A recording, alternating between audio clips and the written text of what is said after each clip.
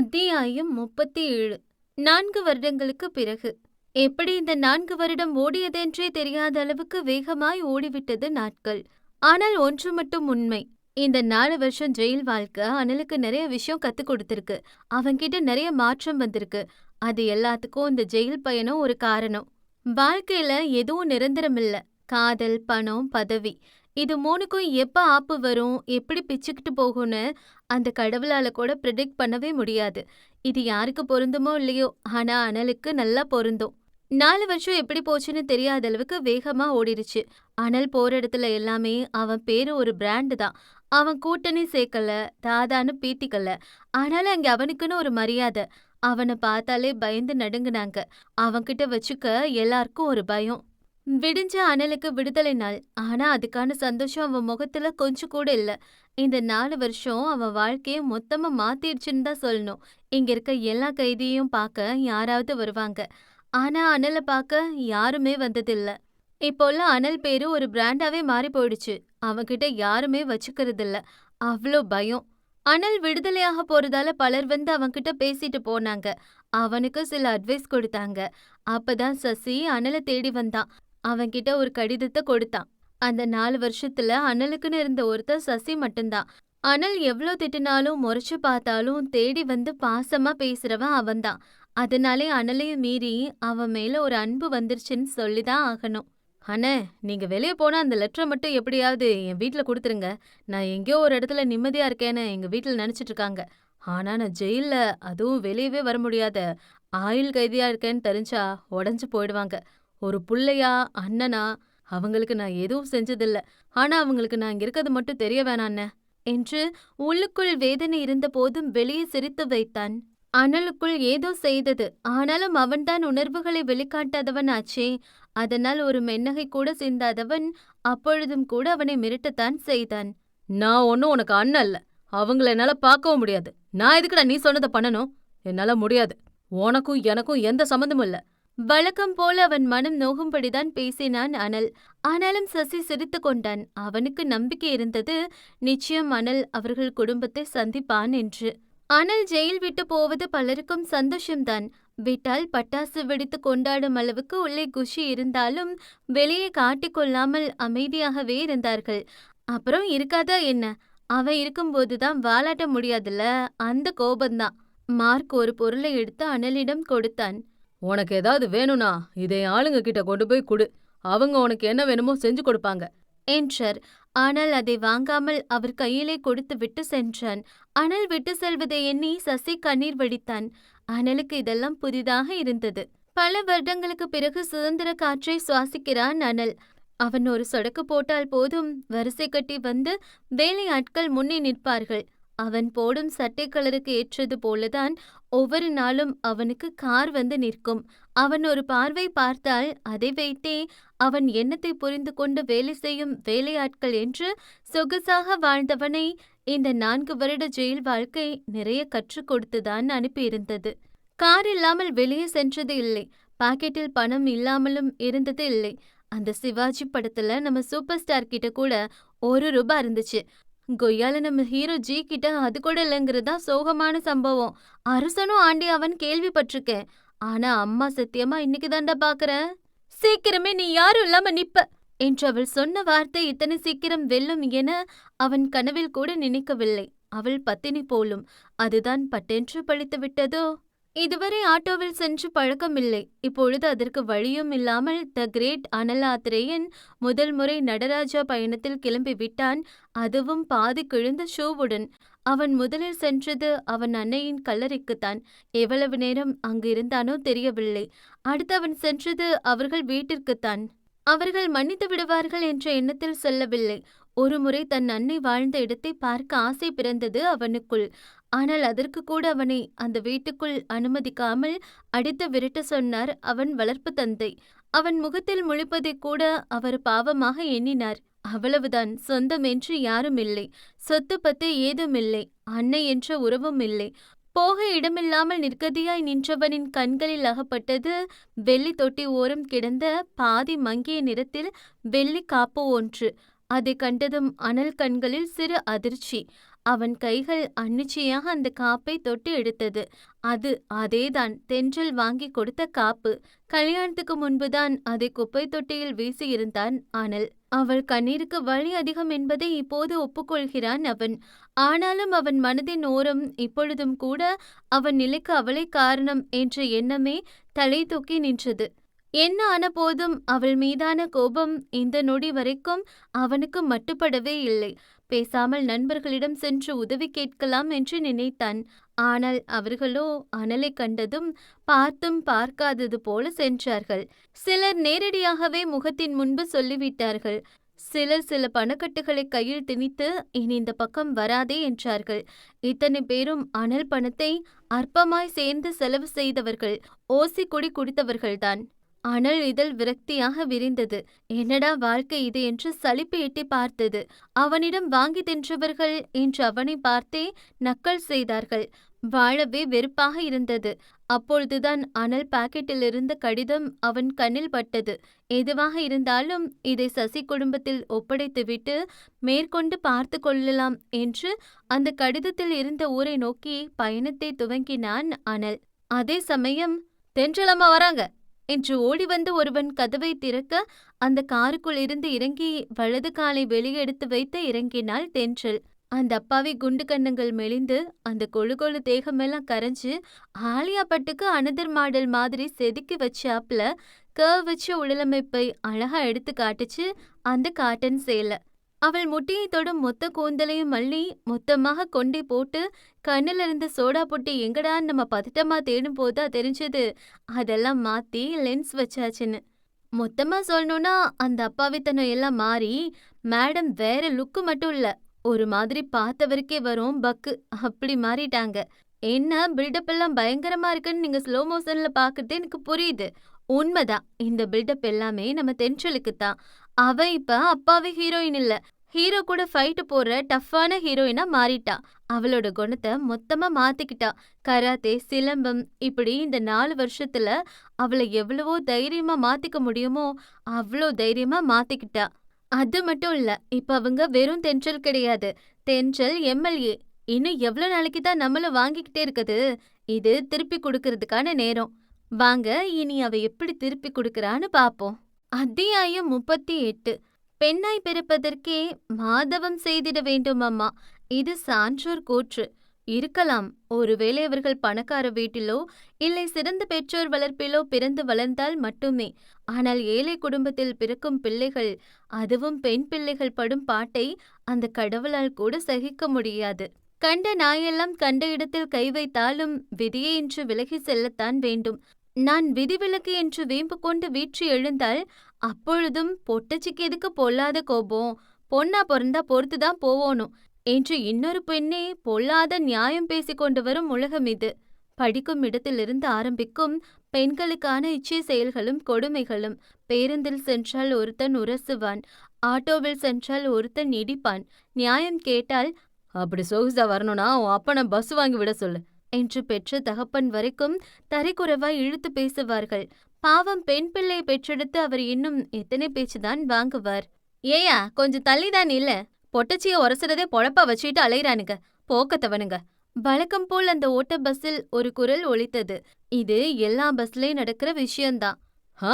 அப்படின்னா மகாராணி புதுசா பஸ் ஒன்று விடுங்க, உரசாம வரோம், போத்திக்கிட்டு அமைதியா வருவியா, வாயாடிட்டு இருக்க. ஒரு பொண்ணு பேசியது பொறுக்காமல் பின்னிருந்து இன்னொரு குரல் கேட்டது உடனடியாக. இன்னொரு பக்கம் பஸ் ஓட்டையாக இருந்தாலும் பாடல் மட்டும் தாராளமாய் ஒலித்தது. வலையோசை கழகழ கழவென கவிதைகள் படிக்குது, குழு குழு தென்றல் காற்றும் வீசுது, சில நேரம் சில சில சில என சிறு விரல் படப்பட துடிக்குது, எங்கும் தேகம் கூசுது, சின்ன பெண் பெண்ணல்ல வண்ண பூந்தோட்டம், கொட்டட்டும் மேளம்தான் அன்று காதல் தேரோட்டம். என்னமோ இளையராஜா இவங்களுக்காகவே இசையமைத்த மாதிரி காலேஜ் பசங்கள்ல இருந்து ஸ்கூல் பசங்க வரைக்கும் அத்தனை பேரும் படிக்கட்டு ஓரமா நின்னு காத்துல ஆடுற கூந்தல ஒத்த கையால கோதி விட்டு பஸ்ஸுக்குள்ள நின்னு ஃபிகரை சைட் அடிக்க அவங்களும் உலக அழகி ரேஞ்சுக்கு ஃபீல் பண்ணி காதோரமா இருக்க முடிய விலக்கி வர கேப்ல அந்த ரொமான்டிக் பாய்ஸ பார்த்து ஒரு லுக் விட கல்வி நடக்குதோ இல்லையோ காதல் நல்லா நடக்குதுயா இவங்களுக்கு. இத்தனை ரவுசுகளுக்கு நடுவுல அந்த ஜன்னல் சீட்ல கடைசி இருக்கையில கண்மூடி அமர்ந்திருந்தான் நம்ம ஹீரோஜி அனல் ஆத்ரேயன்.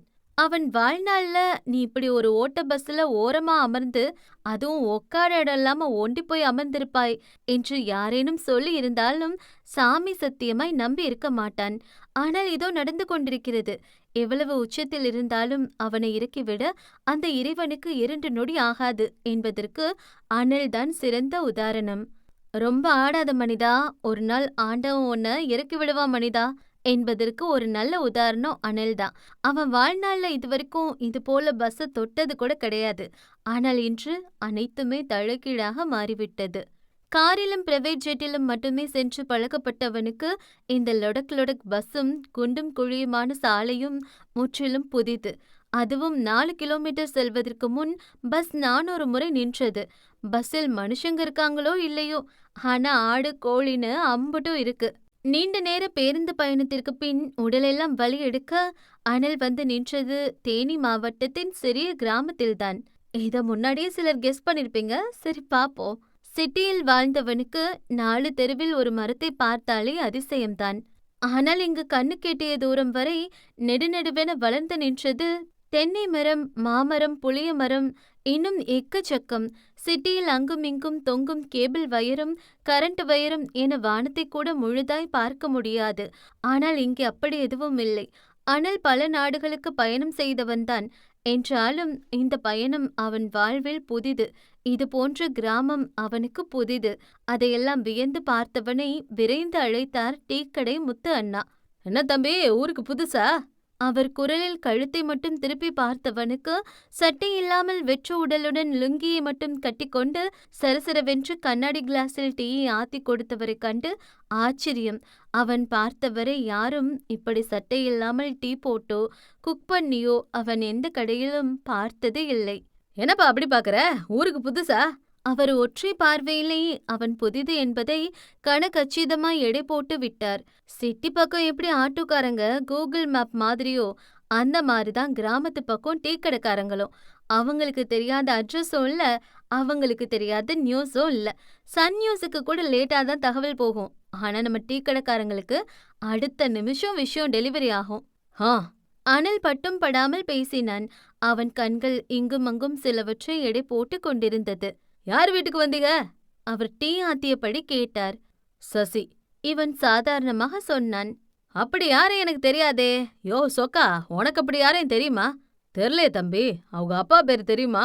சசி ஒருமுறை அவன் அப்பா பெயரை சொன்னதாய் அனலுக்கு ஞாபகம்.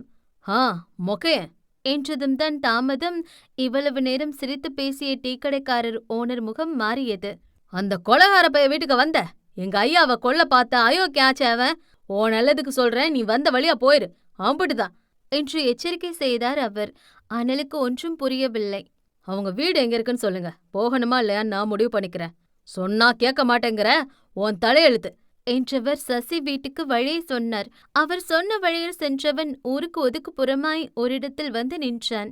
அங்கே அவன் கண்டதென்னவோ அவன் வீட்டின் பாத்ரூம் அளவே இருந்த ஒற்றை குடிசையைத்தான். அந்த ஒற்றை குடிசையில் மழை வந்தால் கூட 9 இடம் தாண்டி ஒழுகக்கூடிய அந்த ஏழை வாழ்க்கையில் அல்லல் பட்டு வாழும் நிலைதான் சசியின் குடும்பம். அவனுக்கு ஒரு அன்னையும் ஒரு தங்கையும் உண்டு.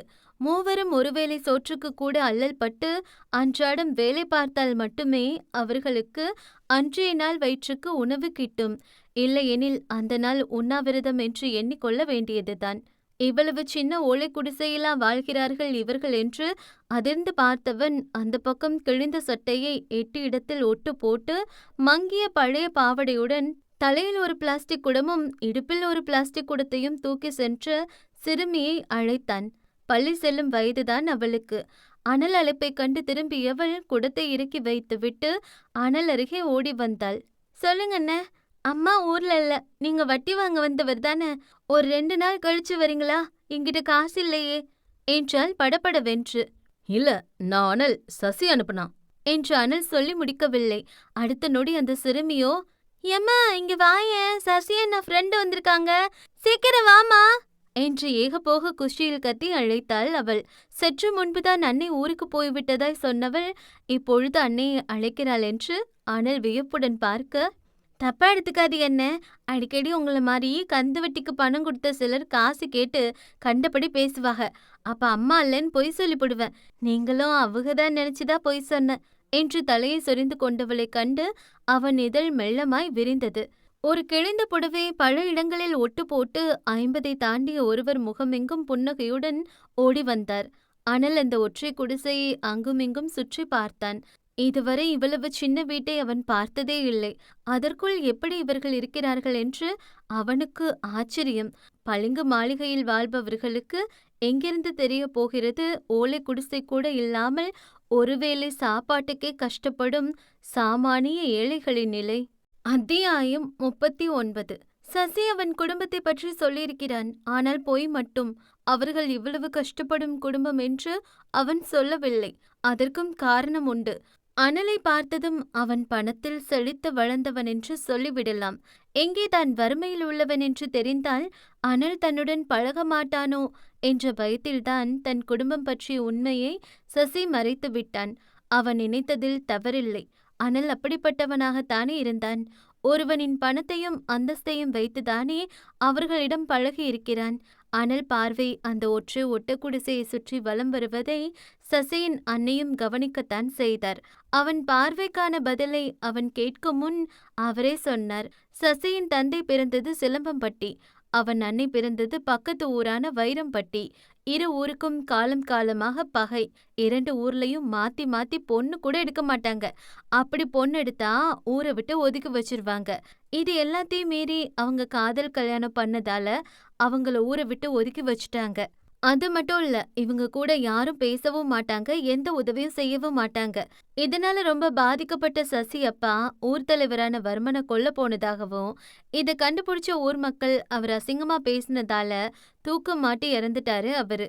பசிக்கு வேற வழியே இல்லாம சசி சின்ன வயசுலயே வெளியூர் வந்து தகாத நட்பால கொல்லப்பட்டத மட்டும் இல்ல, போதைப் பொருள் கைமாத்தினதுன்னு பல கேஸ் மூலமா ஆயுள் கைதியா உள்ள இருக்கான். இதெல்லாம் தெரியாத அவங்க குடும்பம்தான் புள்ள எங்கேயோ நல்லா இருக்குன்னு நினைச்சிட்டு இருக்காங்க. அதுதான் அவங்க எஸ்டிடி. ஆனா அனலுக்கு மட்டும்தான் அவன் ஜெயிலுக்குள்ள இருக்கிறது தெரியும். இங்க இருந்து போய் கொஞ்ச நாள் பணம் அனுப்புனா, அப்புறம் எதுவும் அனுப்புறதில்ல. அப்பப்ப லெட்டர் மட்டும் வரும் என்றவர் வேதனையுடன் சொல்லும் சமயம்தான் ஒரு மங்கிய தாவணி பாவடையில் உள்ளே வந்தாள் மூத்த தங்கை. அவள் கொஞ்சம் கோவக்காரிதான். யார் இவரு? கடங்காரனா? வீட்டுக்குள்ள உட்கார வச்சு எதுக்கு பேசிட்டு இருக்கீங்க? இப்ப பணம் இல்ல, உங்களால என்ன பண்ண முடியுமோ பண்ணிக்கோங்க. வந்ததும் சிடுசிடுவென்று எரிந்து விழுந்தவளை பார்த்ததும் அனலுக்கு அவனையே பார்த்தது போல இருந்தது. ஏ நிறுத்தடி, அவர் ஒன்னும் கடங்காரன் இல்ல, உன் அண்ணன் ஃப்ரெண்டு போல. பார்த்து பேசுடி. மகளை அடக்கினார் அவர். அண்ணனா? குடும்ப கஷ்டத்தை சுமக்க முடியாம ஓடினவன் அண்ணனா? இத்தனை வருஷத்துல வந்திருப்பானா? பணம் தான் அனுப்பியிருப்பானா? மரியாதையா கிளம்பி போக சொல்லு, அம்பிடுதான். கோபம் கொப்பளிக்க சொன்னவள் வெளியே சென்று விட அவரோ அனலை சங்கட்டமாய் பார்த்தார். அவ எப்பவுமே அப்படித்தான், துடுக்கா பேசிப்படுவா. நீ தப்பா எடுத்துக்காதப்பா. இருக்கட்டும், அப்ப நான் கிளம்புறேன் என்று அவன் ஜெயிலில் சின்ன சின்ன வேலைகள் செய்து சம்பாதித்த பணத்தை அவர்கள் கைகளில் வைத்தான். அவனுக்கே அவனை நினைத்து ஆச்சரியமாக இருந்தது. மற்றவர்கள் மீது அக்கறைப்படும் அளவுக்கு நல்லவனாகி விட்டோமோ என்று சிரிப்பு வந்தது. தம்பி வேணாம் தம்பி என்றவர் சங்கடம் கொண்டார். வச்சுக்கோங்க. இப்ப எந்த பஸ் இருக்கு? இனி பஸ் இல்ல தம்பி, விடியம்பர வெள்ளன வரும் தம்பி. நீங்க இன்னைக்கு தங்கிட்டு காலையில எந்திரிச்சு போங்க. வேணாம், நான் பாத்துக்கிறேன். வீடு எப்படி இருக்குன்னு பாக்குறியாப்பா? அவர் வேதனையுடன் கேட்டார். அனலுக்கு அதற்கு மேல் என்ன சொல்வதென்று தெரியவில்லை. அதனால் சங்கட்டமாய் சரியென்று தலையாட்டியவன் வெளியே படுத்து கொண்டான். பசி வேறு வயிற்றை கிள்ளியது. ஆனால் வாய் திறந்து எப்படி கேட்பது என்றுதான் தெரியவில்லை. பசியுடனே வெளியே கிடந்த கயிற்றுக்கட்டிலில் படுத்தவன் முன் கமகமவென்று ஒரு வாசம். கண்ணை திறந்து பார்த்தவன் முன் தட்டுடன் நின்றாள் அந்த சிறுமி. இந்தாங்கண்ண கோதுமை தோசை என்றாள். அவன் இருக்கும் பசிக்கு வெறும் கோதுமையை கூட தின்று விடுவான். பசி ருசி அறியாது என்பார்கள். அவனுக்கும் அப்படித்தான் இருந்தது. அந்த 3 தோசையும் 3 வினாடியில் வயிற்றுக்குள் சென்று ஏப்பமே வந்துவிட்டது. சிட்டியில் இப்படி யாரிடமாவது சென்று பசி என்றால் கதவை கூட திறந்திருப்பார்களா என்று தெரியவில்லை. ஆனால் யாரென்றே தெரியாதவனுக்கு இத்தனை கஷ்டத்திலும் வயிறார சோறு போடும் இவர்கள்தான் உண்மையான கடவுள். அலைச்சலின் தாக்கத்தில் படுத்ததும் உறங்கியவன் விடியலில் கேட்ட இரைச்சல் சத்தத்தில்தான் எழுந்து அமர்ந்தான். வாசலில் இரு வாலிபர்கள் வாயில் வந்தபடி பேசிக் கொண்டிருக்க அவர்களுடன் மல்லுக்கு நின்று சண்டையிட்டாள் சசியின் தங்கை. பணத்தையும் வாங்கிட்டு எகத்தாளமா வேற பேசுறியா? இந்த திமிர் பேச்செல்லாம் கை நீட்டி காசு வாங்கும்போது தெரியலையாடி? ஏய், வாடி போடின்னு சொன்ன செருப்பு பிஞ்சிரும். உங்க பணத்தை இன்னும் கொஞ்ச நாள்ல கட்டிப்பிடுவோம். இப்ப இடத்த காலி பண்ணுங்க. செருப்பால அடிப்பியா? இவ்வளோ திமிர் ஏறி போச்சா? ஆமா, எப்படி பணத்தை கொடுப்ப? பாக்க நல்லா நச்சுன்னு தான் இருக்க. பேசாம எங்க 2 பேர் கூடவும் 2 மணி நேரம் கம்பெனி கொடு. பணத்தை நாங்க பாத்துக்கிறோம். பொறுக்கி நாயே என்றவனை ஓங்கி அறைய போனவளின் கையை பிடித்தான் அவன். என்னடி பத்தினி மாதிரி துள்ற? எவன் கூடவும் இவ்வளோ நாள் படுக்காமல இருந்திருப்ப, அதே மாதிரி எங்க கூடவும் படுடி என அவன் சொல்லி முடிக்கும் முன் சடார் என்ற சத்தத்துடன் கீழே விழுந்தான் பேசியவன். பெண்கள் மூவரும் அதிர்ச்சியுடன் திரும்பி பார்க்க அங்கே கையை உதறியபடி பயில்வான் போல் நின்று கொண்டிருந்தான் அனல். ஏய், ஆள் வச்சு அடிக்கிறியா? அப்படி ரோசக்காரங்கன்னா பணத்தை கொடுங்க. இருங்கடி, நான் போய் ஆளை கூட்டிட்டு வரேன் என்றவர்கள் இருவரும் துண்டை காணும் துணிய காணும் என்று அலறி அடித்து ஓடினார்கள். எவன வேணாலும் கூட்டிட்டு வாடா, வெண்ண நான் இங்கதான் இருப்பேன். அனலும் மார்தட்டி சொன்னான் கர்ஜனையுடன். ஏன் தம்பி இப்படி பண்ணீங்க? அவங்க ரொம்ப மோசமானவங்க. முதல்ல இங்கிருந்து கிளம்புங்க. சசி அன்னை கையெடுத்து கும்பிட்டார். இவ்ளோ கேவலமா பேசுறாங்க. இப்படியே விட்டுட்டு எப்படி போக முடியும்? ஐயோ தம்பி, அத நாங்க பாத்துக்கிறோம். தயவு செஞ்சு இங்க இருந்து போயிருங்க. அவங்க உங்களை கொன்னே போட்டுருவாங்க. போங்க தம்பி என்று அனல் மறுக்க மறுக்க அவனை அங்கிருந்து அனுப்பி வைத்தார்கள். பஸ் நிற்கும் இடத்தில் ஏதோ நினைப்பில் சுழன்று கொண்டிருந்த அனலுக்கு திடீரென்று ஒரு சத்தம் கேட்டது, டமால் என்று. கண்களை சுழற்றி திரும்பி பார்த்தவனின் கண்களில் சற்று தொலைவில் ஒரு அம்பாசிடர் கார் ஒன்று புளிய மரத்தில் இடித்து நின்றது தெரிந்தது. ஆக்சிடென்ட் ஆகிவிட்டது போலும். அது மட்டுமல்ல, எங்கிருந்தோ வந்த சிலர் கைகளில் அருவாளுடன் அந்த காரை அடித்து நொறுக்கினார்கள், அதுவும் ஆக்ரோஷமாக. அனல் சில நொடி அதை உற்று பார்த்துவிட்டு பேசாமல் திரும்பிக் கொண்டான், தனக்கு ஏன் பிரச்சனை என்று. ஆனால் 2 நொடிக்குப் பின் அவனையும் அறியாமல் அவன் கால்கள் அந்த காரை நோக்கி சென்றது. அவன் வலது கரம் இடது கையில் இருந்த சட்டையை மடித்து விட்டபடி வேகமாக அவர்களை நோக்கி நகரும் வேளை, அம்மா என்று அலறல் சத்தத்துடன் அருவாள் வைத்திருந்தவன் தூரம் போய் விழுந்தான். ஏய், அவளை கொல்லுங்கடா என இன்னொருவன் கத்தி எடுத்து உள்ளே இருந்தவளை குத்தப்போன சமயம் காருக்குள் இருந்து ஹீல்ஸ் அணிந்த ஒரு கால் அவனை எட்டி உதைத்தபடி கீழே குதித்து அப்படியே திரும்பி இன்னொருவன் கழுத்தை பிடித்து திருகி அடுத்தவன் அருவாளை ஓங்கும் சமயம் அவன் முகத்தில் ஒரு குத்து விட்டு அவன் வயிற்றில் 4 குத்து விட்டு அவனை கீழே சரித்தவளின் கூந்தல் அவிழ்ந்து விழுந்தது. அதை பயன்படுத்தி ஒருத்தன் அந்த கூந்தலை பிடித்துவிட பெண்ணவள் கொஞ்சம் தடுமாறினாள். அந்த நொடி அவள் கூந்தலை பிடித்தவன் அனல் விட்ட உதையில் 2 அடி கீழே போய் விழுந்தான். தனக்கு உதவி செய்தவன் முகத்தை பார்க்கும் முன் இன்னொருவன் அவளை தாக்க வரவே ஒரு சுத்து சுத்தி அவன் காலை வாரிவிட்டவள் சற்று தள்ளி தனக்காக சண்டையிட்டவனை இன்னொருவன் குத்த போனதைக் கண்டு பாத்து என்று கத்தினாள். இதில் அனல் உசாராகி திரும்பாமலே அவன் வயிற்றில் ஒரு குத்து விட்டு திரும்பும் பொழுது அவன் கால்கள் பிரேக் போட்டு நின்றது.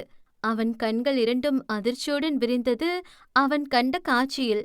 அதே சமயம் அத்தனை பேரையும் அடித்து துவம்சம் செய்து நெற்றியில் விழுந்த கற்றை கூந்தலை விலக்கிவிட்டபடி திரும்பிய தென்றலின் கண்களும் எதிரே நின்றவனைக் கண்டு உச்சக்கட்ட அதிர்ச்சியில் விரிந்தது. தன் வாழ்வில் யாரை பார்க்கவே கூடாதென்று தினம் தினம் அந்த கடவுளிடம் பிரார்த்தனை செய்தாலோ அவனே அவள் கண் முன்பு வந்து நிற்கிறான் இத்தனை வருடங்களுக்கு பிறகு மீண்டும். அத்தியாயம் 40. காலம் யாரையும் வச்சு செய்யாமல் விடுவதே இல்லை. அரசன் அன்று கொள்வான், தெய்வம் நின்று கொள்ளும்னு சொன்னது அந்த காலம். ஆனா அவன் செஞ்ச பாவ புண்ணியத்தை தக்காளி அவனே அனுபவிக்கணும்னு ஆப்ப செதுக்கி விடுறது இந்த காலம். பெண்ணே, உன் வார்த்தைக்கும் கண்ணீருக்கும் மதிப்பு அதிகம். அதனால் தானோ உன் காலடிக்கே வந்து விட்டேன். நேரம் காலம் தெரியாமல் அவன் மானம் கெட்ட மனம் கமெண்ட் கொடுக்க தன் முன்னே இருப்பது உண்மையாகவே தென்றல் தானா, இல்லை கனவுலகில் மிதந்து கொண்டிருக்கிறோமா என்று அனலுக்கு புரியவில்லை. அவன் இமைகள் 2ஐயும் மூடி திறந்தான். அனலுக்கு மட்டுமல்ல, தென்றலும் அதிர்ச்சியில்தான் இருந்தாள். ஒருவேளை இவன் தன்னை தேடி வந்து விட்டானோ என்று அவள் எண்ணம். இருவரும் இப்படி நிமிடம் கடந்து கண்களின் பரிமாற்றத்தில் இருக்க இந்த வாய்ப்பை பயன்படுத்தி கொண்ட அடியாள் ஒருத்தன் அருவாளை எடுத்து தென்றலை வெட்ட வந்தான். ஆனாலும் அனல் கண்கள் நூலிலையில் அதை கண்டு கொள்ளவே, ஏ சோடா புட்டி என்று பாய்ந்து அவள் கையை பிடித்து இழுத்து விட்டவன் ஒரு சுத்து சுத்தி அவன் முகத்தில் ஒரு உதைவிட அவனோ 4 அடி தள்ளிப்போய் விழுந்தான் உரசிக்கொண்டு. இனி பிரச்சனை இல்லை என்று திரும்பியவன் தென்றலில் கைகளிலிருந்து ரத்தம் கொட்டுவதைக் கண்டு பாய்ந்து ஓடி வந்தான். அருவாள் தென்றல் கைகளில் பலமாகவே இறங்கிவிட்டது. இதுவே பழைய தென்றலாக இருந்திருந்தால் கத்திக் கதறியிருப்பாளோ என்னவோ. ஆனால் இப்பொழுது அவள் கண்களிலிருந்து ஒரு சொட்டு கண்ணீர் வரவில்லை. தைரியமாகவே நின்று கொண்டிருந்தாள். அனல்தான் அவள் கையிலிருந்த காயத்தின் ஆழம் கண்டு கொஞ்சம் பதறினான். ரத்தம் அதிகமா போகுதுடி, உடனே ஹாஸ்பிடல் போகணும் என்று பழைய நினைப்பில் அவள் கரம் பிடிக்க வந்தவன் கன்னத்தில் சடார் என்று வந்து விழுந்தது ஒரு அறை. ஆனால் அதிர்ச்சியுடன் கன்னத்தை பிடித்தபடி திரும்பி பார்த்தான். உண்மைதான், அவள் அடித்து விட்டாள். அதுவும் முதல் முறை. பொறுக்கி, எவ்வளவு தைரியம் இருந்தா என் கைய பிடிப்பா? கொன்னுருவ என்றால் அவனை வெறியாய் முறைத்தபடி. அவன் மட்டும் அவளுக்கு சலித்தவனா என்ன? அவள் அடித்த பின்பும் அங்கேயே நிற்பதற்கு? இப்படியே நின்னு சாவு எரிச்சலுடன் சொல்லிவிட்டு தூரம் விழுந்து கிடந்த அவன் பேக்கையும் எடுத்து தோளில் மாட்டிக்கொண்டு பஸ் நிற்கும் அதே இடத்திற்கு போய் நின்றான் வீம்புடன்.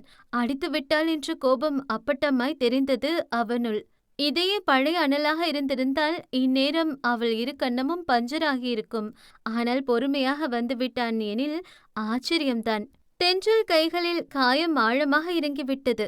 அவள் போனும் கீழே விழுந்து நொறுங்கி கிடந்தது. சுற்றி ஒரு வீடு கூட இல்லை. அந்த பக்கம் ஒரு வண்டியும் வரவில்லை. இன்னும் கொஞ்ச நேரத்தில் அவள் ஹாஸ்பிட்டல் போகவில்லை எனில் இரத்தப்போக்கு அதிகமாக சென்று அவள் இறந்து விடுவாள் என்பதில் எந்த சந்தேகமும் இல்லை. ஆனால் தென்றலோ பயம் கொள்ளவும் இல்லை, துவண்டு போகவும் இல்லை. அவளுக்கு உயிர் மீது ஆசை இல்லை. உண்மை சொல்ல போனால் அவள்தான் எப்பொழுதோ மனதளவில் இருந்து விட்டாளே. நம்பிக்கை இழக்காமல் காருக்குள் அமர்ந்து வண்டியை பின்னே எடுக்க முயற்சி செய்தாள். ஆனால் ஒற்றை கையால் அவளால் எதுவுமே செய்ய முடியவில்லை. அது மட்டுமில்லாமல் இரத்தம் அதிகமாக வெளியேறி கொண்டிருப்பதால் தென்றல் கண்களில் சொக்கு எட்டி பார்த்தது. ஆனால் தூரத்திலிருந்து பல்லை கடித்தபடி திரும்பி பார்த்தான். அவள் தனியாக காரை எடுக்க முயற்சி செய்து கொண்டிருப்பதை கவனித்தான். என்னமோ பண்ணட்டும், எனக்கென்ன? இதழோரம் எட்டி பார்த்த எரிச்சலுடன் சொன்னவன் ஒரு 2 நொடி அமைதியாக நின்றான். அதற்கு மேல் முடியாமல் காரை நோக்கி ஓடியவன், தள்ளி உட்காரு என்றான் அவளை முறைத்தபடி. உன் உதவி எனக்கு தேவையில்ல. அவன் முகம் பார்க்காமல் சொன்னவள் காரை இயக்குவதில் கவனமாக இருந்தாள். ரத்தம் அதிகமா போகுது, இப்படியே போனா செத்துருவடி. அவளிடத்தில் மட்டும் எட்டி பார்க்கும் அதே கோபம் இப்பொழுதும் எட்டி பார்த்தது. சோ வாட், ஓ வேலை பார்த்துட்டு போ. அவளும் வீம்பு பிடித்து பேசினாள். இவ்வள என்று பற்களை கடித்தவன் அடுத்த நொடி அவளை பக்கத்து சீட்டில் தூக்கி வைத்து சீட் பெல்ட்டையும் மாட்டிவிட்டான். பொறுக்கி, எவ்வளவு தைரியம் இருந்தா என்ன தொடுவ? அப்படி ஒரு கோபம் வந்தது அவளுக்கு. அடேங்கப்பா என்றபடி டிரைவர் சீட்டில் ஏறி அமர்ந்தவன் முன்பக்கம் கண்ணாடியில் பார்வையை பதித்தபடி வண்டியை பின்னோக்கி எடுக்க முயற்சி செய்தவன் அதில் வெற்றியும் கண்டான். அவனுக்குத்தான் கார் ஓட்டுவது சர்க்கரை பொங்கல் சாப்பிடுவது போல ஆச்சே. உன் உதவி எனக்கு தேவையில்லை, காரை விட்டு இறங்கிடா முதல்ல. இன்னொரு கரம் கொண்டு அவன் தோளில் அடித்தாள் பலமாக. நீ கார் ஓட்டின லட்சணத்தை தான் நான் பார்த்தனே. நீ கார் ஓட்டிட்டு போனா ஹாஸ்பிட்டல் போறதுக்கு முன்னாடி உசுறு போயிரும் என்றான் எரிச்சலுடன். அந்த ஈர வெங்காயம் எல்லாம் எனக்கும் தெரியும், நீ இறங்குடா முதல்ல என்றவனை விடாமல் அடித்தாள். சொன்ன கேட்க மாட்டேடி, செத்து போயிருவ, அப்படியே ரத்தம் போனா. கொஞ்சம் அமைதியாரு என்றவள் கையை இறுக்கி பிடித்தவன் அவனுக்கே உண்டான கர்ஜனையுடன் கத்த அவளிடம் ஒரு அமைதி. எதுவும் பேசாமல் அமைதியாக சாலையில் பார்வையை பதித்தாள். அவள் அமைதி இப்பொழுது அவனுக்கு போதுமானதாக இருக்கவே ஒரு கண்ணால் அவள் கைகளிலிருந்து அவன் பாக்கெட்டிலிருந்து கைக்குட்டை எடுத்து அவளுக்கு கட்டிவிட போனான். ஒன்னு தேவல்ல என் அவன் கைப்பட்டதும் பட்டென கையை உதற நினைத்தாள். ஆனால் அவன் பிடி உடும்பு பிடியாக இருந்தது. அவள் மறுக்க மறுக்க ரத்தம் வராதபடி இறுக்கி கட்டிவிட்டான். இன்னொரு தடவை தொட்டா உன்னை கொன்னுடுவேன். ஒற்றை விரல் நீட்டி எச்சரிக்கை செய்தவளை கடையோர புன்னகையுடன் பார்த்தவன், இதுக்கு மேல அங்க பார்க்க ஒன்னும் இல்ல, நான் ஏற்கனவே மொத்தமா பார்த்துட்டேன் என்றான் அவனும் சும்மா இல்லாமல் நக்கலுடன். அவ்வளவுதான். அடுத்த நொடி மீண்டும் ஒரு அடி அவன் கன்னத்தில். அனலுக்கு சொல்லென்று கோபம் வந்தது. அடிங்க என்று பற்களை கடித்தான். ஆனால் இப்பொழுது அவளை அடிப்பதை விட காப்பாற்றுவதே முதன்மையாக பட்டது. அதனால் வண்டியை வேகம் எடுத்து ஓட்டினான் சாலையில். உன்ன அப்புறம் பாத்துக்கிறேன்டி கிழிப்ப. அவள் இதழில் ஒரு நக்கல் புன்னகை. அவள் சிரிப்பு அவனை வெறியாக்கியது. ஆனாலும் பற்களை கடித்து பொறுமை காத்தவனுக்கு ஹாஸ்பிட்டல் எங்குள்ளது என்று தெரியவில்லை. ஹாஸ்பிட்டல் எங்க? நீதான் பெரிய அப்பாட்டக்கராச்சே, கண்டுபிடி. என்னமோ அவனுக்கு அடிபட்டது போல அத்தனை கிண்டல் அவள் பேச்சில். மயிரன் விட்டுட்டு போயிருவேன். அவனும் வீம்புக்குதான் பேசினான். தென்றல் கண்கள் சொருகியது. விட்டுட்டு போறதோன்னு உனக்கு புதுசில்லையே. ஓர கண்ணால் அவனை பார்த்தபடி சொன்னாள். அனல் இதயத்தில் சுழன்று ஒரு வலி. நேரம் பார்த்து குத்தி காட்டுகிறாள். ஆனால் எதிர்த்து பேச அவனுக்கு நேரமில்லை. கண்களை மூடி ஸ்டேரிங்கை இறுக்கி பிடித்தான். ஹாஸ்பிட்டல் எப்படி போனோம் என்றான் இழுத்து பிடித்த பொறுமையுடன். அடுத்தவங்களை துடிக்க விட்டு ரசிக்கிறது தான் உனக்கு ரொம்ப பிடிக்குமே. என்ஜாய் இட் என்றால் இன்னும் அவனை குத்தி காட்டும்படி. அனல் பொறுமை காற்றில் பறந்தது. ஹாஸ்பிட்டல் எப்படி போனோம் கடைசி தடவையாக கேட்டான். தெரியாதே என ஏதோ ஒரு பாடலை ஹம்மிங் செய்தவளை கண்டு வந்ததே அவனுக்கு கோபம். அவன் பொறுமையை கடந்து அவள் கழுத்தை இறுக்கி பிடித்தவன், உன்னை நானே கொன்னுருவண்டி. இங்க பாரு, உனக்கு தைரியம் இருந்தா நீ உண்மையாவே தில்லான ஆள்னா நின்னு மோதிடி. உன் சாவுல என்ன ஜெயிக்கலான்னு பாக்காத. அன்னைக்கும் பயந்து ஓடிதானே போன, இப்போவும் போகதான் பாக்குற. நீ தோத்தான் கோழிடி, முதுகெலும்பு இல்லாத கோலை என்று அவள் தன்மானத்தை சீண்டிவிட்டவன் கன்னத்தில் 3வது அறையும் விழுந்தது அவள் பரிசாக. நான் ஏண்டா சாகணும்? நான் வாழ்வேன். உன்னா துடிக்க வைப்பண்டா. அந்த மயக்க நிலையிலும் உளறினாள். அனல் இதழ் விரிந்தது மெல்லமாய். அப்ப ரூட்டு சொல்லு. இதற்காகத்தானே அவளை சீண்டி விட்டான். இங்கிருந்து 25 கிலோமீட்டர். வாட்? பக்கத்துல எதுவும் இல்லையா? அவன் சிட்டியில் இருந்தவன். 4 அடிக்கு ஒரு ஹாஸ்பிட்டல் உண்டு அங்கே. இது கிராமம். இவ்ளோ தூரம் போக முடியாதுன்னு தோணுதா? அனல் சிரித்தான். என் டிரைவிங் ஸ்கில் தெரியாதல்ல உனக்கு? இப்ப பாப்படி என்று வண்டியை ஸ்டார்ட் செய்தவன் மின்னல் வேகத்தில் இயக்கினான் வண்டியை. எதிரே வந்தவர்களெல்லாம் பயந்து விலகினார்கள் வண்டியின் வேகம் கண்டு. அம்பாசிடர் வண்டி இவ்வளவு வேகமாக போகும் என்றே அந்த ஊர்க்காரர்களுக்கு அப்பொழுதுதான் தெரியும் போல வாயை பிளந்து ஆவென்று பார்த்தார்கள். அதையெல்லாம் கருத்தில் கொள்ளாமல் வண்டியை வேகமாக ஓட்டியவன் கண்கள் அடிக்கொரு முறை பக்கத்தில் இருந்தவளை பார்த்து கொண்டது. தென்றல் கிட்டத்தட்ட மயங்கியே விட்டாள். ஏய், கண்ணு முழி, போய் சேர்ந்துராத என்றான் அவளை சீண்டும்படி. முக்கால்வாசி மயங்கி விட்டாள் அந்த பிடிவாதக்காரி. ஆனால் அப்பொழுதும் கூட, உன்னை கதறி வைக்காம போக மாட்டேன்டா என்று அரைக்குறையாக உளறியவளை கண்டு பல நாட்களுக்குப் பின் அனல் இதழில் சிறு புன்னகை கேற்று. ராட்சசி என்று அவன் இதழ் மெல்லமாய் முனகிக் கொண்டது.